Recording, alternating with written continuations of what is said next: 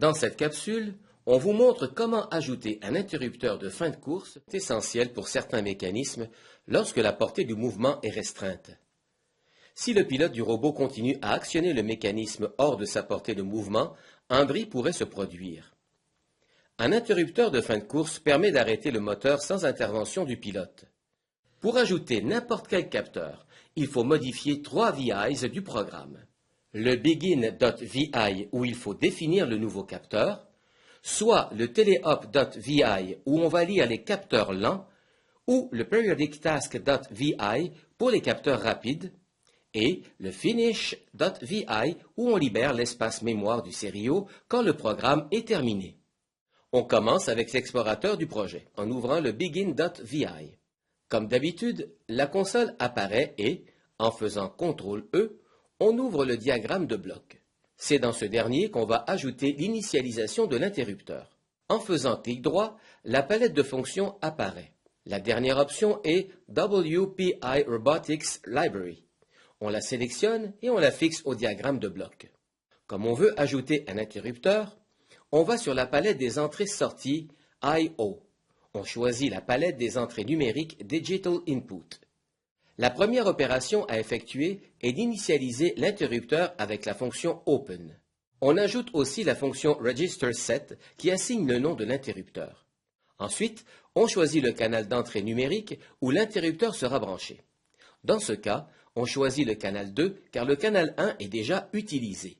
On connecte le port de référence du contrôleur et le port d'erreur des deux boîtes ensemble. Pour finaliser, on donne un nom à notre interrupteur. Il faut bien se rappeler du nom lorsqu'on va l'utiliser. Ici, on l'appelle interrupteur. On peut fermer le begin.vi et sauvegarder les changements.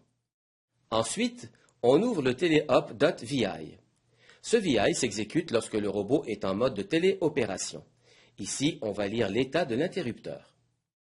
On ajoute la fonction registry.get pour obtenir la référence de l'interrupteur ainsi que la fonction get pour obtenir son état.